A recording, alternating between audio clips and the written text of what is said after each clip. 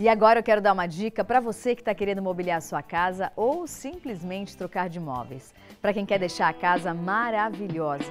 E o melhor de tudo, hein? Sem gastar muito.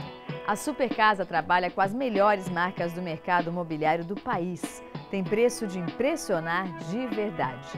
E o mais legal de tudo isso é que você vai receber os móveis que adquirir na Super Casa imediatamente. É isso mesmo, Super Casa tem tudo à pronta entrega, ou seja, comprou, levou. Você não vai precisar ficar dias ou até mesmo meses esperando os seus móveis chegarem. A Super Casa entrega em 24 horas, dependendo de onde você mora. Agora tem mais outro detalhe que a Super Casa oferece, que é a forma de pagamento. A Super Casa parcela sua compra em até 60 meses com a primeira parcela para 60 dias, ou seja, você compra agora, recebe agora e só começa a pagar 2 meses depois. Então, se o seu problema é dinheiro à vista, fique tranquilo, você pode comprar do mesmo jeito. Aqui fica a minha dica para vocês, conheça a Super Casa. Eu tenho certeza que você vai se encantar. A loja e os móveis, como vocês estão vendo aí no vídeo, são maravilhosos. E a Super Casa você encontra em 2 endereços. Um fica no antigo prédio da MES, lá na Praça do Carmo, no centro de Santo André. E na Avenida Faria Lima, no centro de São Bernardo do Campo. Anote o telefone, ligue 4438-0064. Acesse o site redesupercasa.com.br. O melhor para sua casa é sempre Super Casa. E agora a gente vai conversar sobre a temida crise em nosso país. Eu sou uma pessoa otimista, como falei na abertura do programa, mas eu acho que a gente tem que criar estratégias para que a gente não caia no buraco. E é isso que a gente vai conversar agora sobre o seu bolso, seu direito.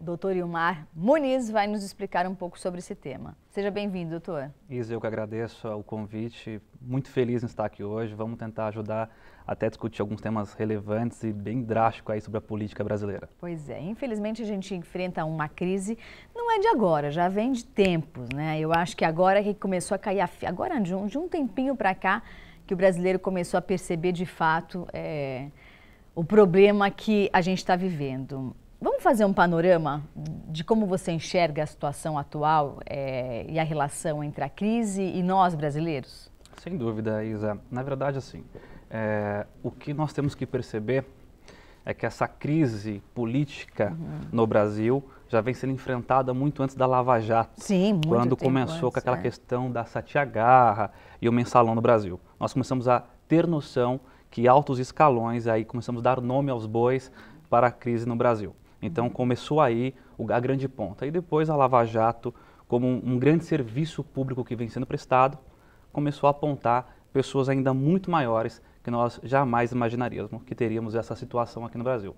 Eu imaginaria. E o reflexo disso é interessante, Isa, porque assim, a Lava Jato demonstrou como que acontece de fato esse esquema criminoso e o quanto isso respalda no brasileiro, na crise econômica, no dia a dia da vida do brasileiro, no preço das coisas, na no mesa desemprego, das pessoas. exatamente. Então isso é o reflexo que nós temos. Então essa crise política refletiu de fato por que sai tão caras as coisas pra gente, porque tentamos tanto desemprego, tanto imposto, justamente isso. Entendi. Agora, qual estratégia a gente pode dizer que é a ideal nesse momento?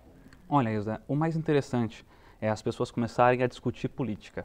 Se nós não começarmos a discutir e verificar um pouco mais aprofundado a questão do candidato que nós vamos votar, principalmente agora em 2018, que nós vamos ter eleição, verificar o histórico dele, acompanhar, discutir os projetos deles, infelizmente nós vamos repetir os erros de colocar pessoas que não têm a menor capacidade de governar, não têm a menor capacidade de pensar pelo povo e vamos ter um grupo de pessoas que só pensam em si próprio em questão de poder. Agora eu percebo também que, e me coloco, o que eu vou falar aqui eu me coloco dentro, gente. Eu acho que o povo brasileiro é um povo muito fácil de ser manipulado, né? É muito fácil, muito. Eu digo isso porque eu me insiro dentro disso. Às vezes eu começo a me ver falando algumas coisas, aí eu vou falando, não, peraí, deixa eu averiguar, deixa eu ver se é isso mesmo. Aí quando eu vou averiguar, o que está sendo vendido é uma coisa completamente oposta daquilo que de fato é. Exato. Eu acho que isso atrapalha a vida de todos nós, né? Infelizmente, Isa, a questão do marketing político tem levado o brasileiro a acreditar em certos candidatos. Infelizmente, nós percebemos que grande parte aí dos brasileiros são levados pelo marketing que aquele político faz. Então, o marketing da questão que vou ajudar aquela comunidade carente, o marketing que vai aumentar o emprego, Sim. mas não aponta, de fato, soluções plausíveis para isso. E o reflexo que nós temos infelizmente, as pessoas votam ainda na questão, principalmente que nós tivemos uma eleição agora para municipal, para vereador, ainda votam na questão do churrasco, ainda votam na questão daquele que dá a cesta básica, sim, ainda votam na questão da dentadura. Infelizmente, nós temos ainda um grupo de eleitores que pensam dessa forma. Então, enquanto nós não tirarmos essa ideia, esse pensamento, crise no Brasil vai ser sempre reflexo dos nossos votos, das nossas escolhas. Uma vez eu comentei aqui no programa que quando eu estava no primário, se não me engano, primário ou ginásio, eu tinha uma aula chamada EMC, que era Educação Moral e Cívica. Inclusive, o meu professor era um negro, muito bem, eu me lembro assim da postura dele, sabe? Muito bem vestido, muito educado. E as aulas dele eram super interessantes, porque ele dava aula de educação moral e cívica. Ele não falava de partidos ou do que o político ia dar ou não. E sim, o que na concepção dele, do livro didático que estava lá, era moral e cívico. Você acha que falta um pouco essa moralidade para nós brasileiros? Falta. Infelizmente, está faltando essa questão da discussão familiar sobre nossos receios, preceitos e moral como ser humano. Infelizmente, eu tenho dado aula e palestras em algumas localidades. Você vai em escola também? Vou em escola, principalmente aquela escola da família, aqueles projetos sociais que nós temos. Então, eu vou levar, por exemplo, a questão do ECA, da criança, adolescente, da família. Então, quando nós falamos assim, olha, o pai, a mãe, a família ainda é fundamental nos seus preceitos de dizer o que precisa, a base, nós percebemos que muita gente, até por questões financeiras, tem um abandono do pai, da mãe, ou uma família estruturada.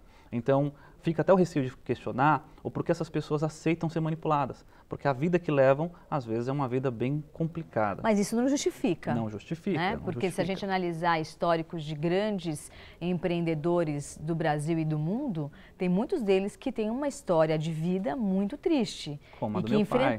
Né? O seu pai? Perfeito, né? meu pai. O seu pai, como é que é a história do seu pai? Você pode falar? Meu pai vem, né, do Nordeste brasileiro, como imigrante para cá, numa situação muito que difícil. Que lugar do Nordeste? De Juazeiro da Bahia. Nossa. Vem de Juazeiro da Bahia para cá, vai morar dentro de uma cabine de caminhão, tem uma situação financeira drástica, mas com muita luta conquistou, formou todos os filhos. Com caráter. Com muito caráter, com muita luta. Então, assim, claro, isso não justifica. Sim. Mas ainda o brasileiro, ele tem uma questão, Isa, que nós precisamos muito discutir. O governo precisa auxiliar para que a moral e cívica no país volte à tona. Nós precisamos resgatar isso nos nossos jovens. Se perdeu isso, gente. Se perdeu. O jovem hoje, você vê as questões, não desmerecendo a questão de música, não é isso, mas você vê como hoje o adolescente ele é tratado na questão... Não pode desmerecer, porque a música perdeu o seu valor. Você viu comentando agora há pouco que eu fui entrevistar o filho do tenor? Gente, música de qualidade. A música, ela entra dentro do ouvido, do mesmo jeito que ela entra para te fortalecer, ela entra para te destruir. Quer dizer, uma criança que ouve, que tem que bater na mulher, que tem que trair, que tem que fazer isso, tem que fazer aquilo, tem que usar droga, ela vai achar normal. Então isso, infelizmente, nós temos que voltar a resgatar em nossos adolescentes, nossas crianças. Até porque eles serão um reflexo dessas eleições, reflexo da nossa economia. E vão ser o futuro do nosso país, né? Futuro. Então esse é o grande problema. Então na escola da família, quando eu tenho ido, eu tenho questionado que nós precisamos respaldar isso. Precisamos, na verdade, dar um suporte maior para essas famílias, mas o que acontece eles preferem, um grande grupo de pessoas preferem ainda aquele sujeito que dá a cesta básica, aquele sujeito que chega lá só na época da campanha e oferece algum tipo de benefício. E isso custa caro para todos nós, porque se o sujeito está bancando a campanha dele, pagando cesta básica, churrasco, a pergunta é de onde vem esse dinheiro? Nossa. Exatamente. Exatamente. Então essa é uma questão muito importante.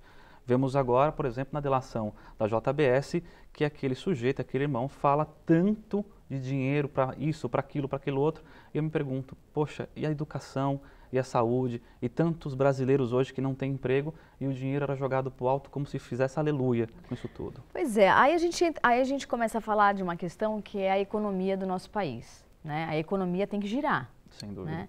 E a gente vive num país muito burocrático. Então, para tudo, existe uma burocracia.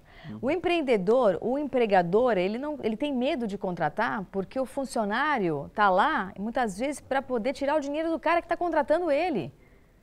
Quer dizer, como é que o dono do negócio vai se sentir confortável de contratar uma equipe de funcionários, sendo que ele já sabe que se esse funcionário colocar ele para trabalhar direito trabalhista, ele vai perder. Porque a gente vive num país, infelizmente, que quem tem o direito aqui é o trabalhador, não o empregador, que na verdade é trabalhador também, gente.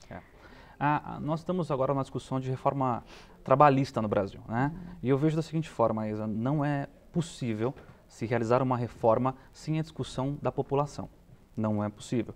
Porque do mesmo jeito que nós temos aí empreendedores, empregadores de bom caráter, pessoas que realmente pagam certinho seus impostos e fazem o possível para contratar, nós temos os mau caráteres também, que devem ser punidos. Mas isso em qualquer carreira, é do ser humano. Sem tem dúvida. Pessoas do bem e pessoas do mal. Sim. E isso sempre existiu. Não, mas independente, o que é que acontece? O que a gente acha interessante?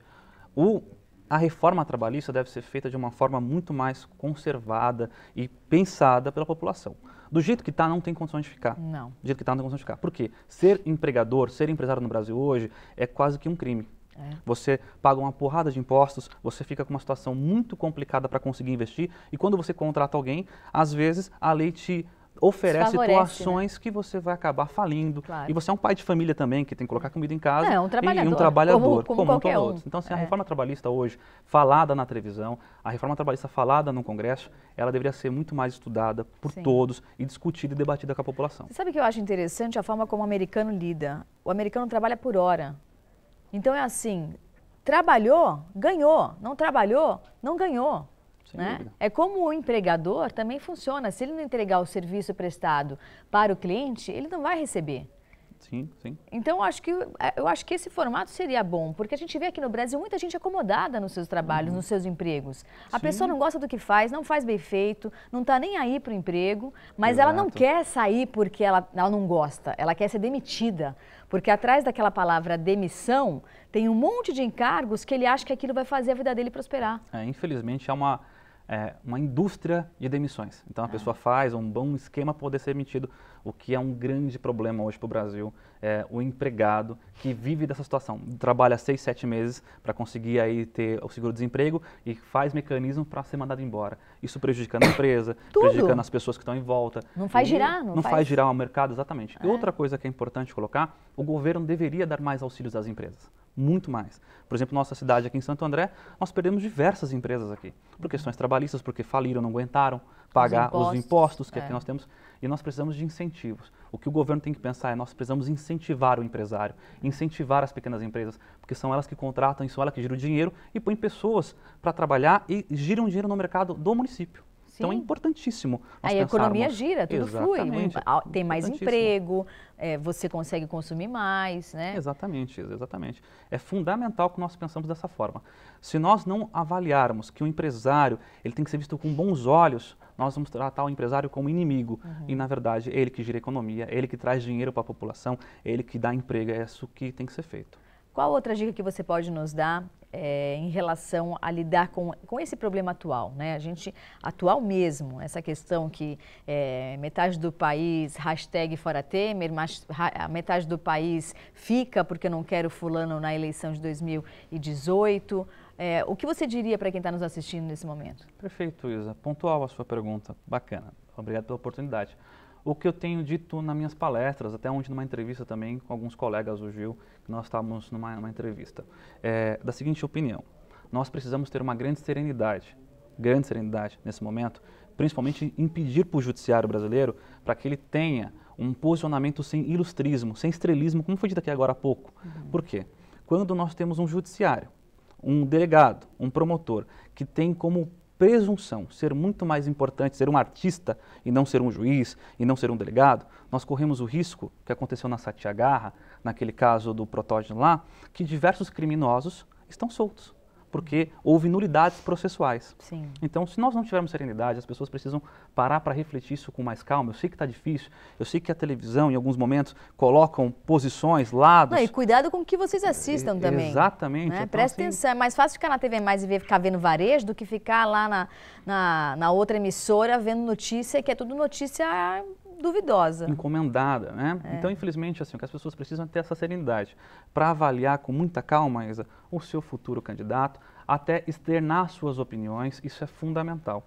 Então, o que eu digo para as pessoas, precisamos de serenidade e pedir para que o nosso judiciário brasileiro seja serene, tenha cautela nos seus julgamentos e nas suas posições. Senão o risco é muito grande da gente ter canalhas que hoje estão sendo aí punidos pelo juiz Sérgio Moro, lá na frente ter o processo anulado e serem soltos aí pelo caso de anulação processual. Entendi. Em relação aos tributos, a gente estava falando aqui sobre os impostos, enfim, e outras coisas mais. Tem muitas pessoas desempregadas em nosso país, mas também tem muitas que, com a crise, buscaram alternativas de negócio que nunca imaginaram, né? Dizem que quando você está chorando, tem o vendedor de lencinho que ganha dinheiro com isso. Então, se você não está ganhando, alguém está ganhando no seu lugar. E isso é um fato. Exato. Né? O que a gente poderia fazer para incentivar, por exemplo, quem está numa situação como essa? Olha, o prefeito da cidade, os vereadores, têm uma posição possível de incentivar e tirar da informalidade um grupo bacana e grande que foi para esse mecanismo, porque foram desempregados e começaram a ser camelô, começaram a fazer a venda aí de forma informal. Então, o que é necessário fazer? Que o município, aí que os vereadores, o prefeito, bem como o Estado e também o presidente, pense de um mecanismo de auxiliar com a diminuição de impostos, para que esses pequenos sujeitos, esses pequenos aí, empreendedores, tornem-se empresários e comecem a contratar. Um adendo só do que você disse. Eu assisti uma entrevista de um presidente de uma montadora automobilística, e ele dizia que a taxa em média do que a gente paga de imposto para adquirir um carro aqui no Brasil é de 33%. Vocês têm noção do que é isso? É muito. É muito, é absurdo. O Brasil, como um dos grandes países que cobram impostos, nós não temos aí o respaldo do dinheiro público depois investindo em educação, em saúde. Gente. Nós pagamos isso tudo num carro, às vezes, que lá fora custaria muito menos. Lógico. Muito menos. Um carro que, às vezes, aqui no Brasil, nós não temos o respaldo do nosso DPVAT, do seguro obrigatório. Sim. Nós não temos aí a segurança pública para nos garantir. Temos que ter depois uma seguradora e tudo mais. Então, isso é muito importante dizer, porque assim, o imposto no Brasil, se fosse utilizado, Isa, de forma correta, nós não iríamos achar ruim. Esse país seria o melhor país do mundo, gente. Do mundo. A gente tem tudo aqui. A gente tem solo fértil, a gente tem pessoas boas. Nós somos um povo animado, guerreiro, né? Batalhador, criativo, tem espaço para todo mundo, né? É incrível. Como é que pode? O Brasil é o melhor país do mundo, sem dúvida. Infelizmente, somos governados por pessoas incompetentes, gananciosas e que querem usar os impostos que nós trabalhamos tanto para pagar para seu bel prazer, para joias, para viagens caras, enquanto poderíamos estar usando para educação, saúde e a melhoria do nosso povo. Com certeza. Vamos deixar o telefone de contato? Vamos lá. É 4457-6438. Se precisar, só não procurar lá no Facebook também, Isa. Como é que encontra no Facebook? Doutor Ilmar Muniz. Venha discutir política com a gente, economia, será um grande prazer. Legal. Doutor Ilmar Muniz, com Z. Com Z. Muito bem. Obrigada, viu? Eu que agradeço, Isa. Sucesso. Obrigada. E já já a gente volta com mais Revista Mais. O intervalo é rapidinho, não sai daí.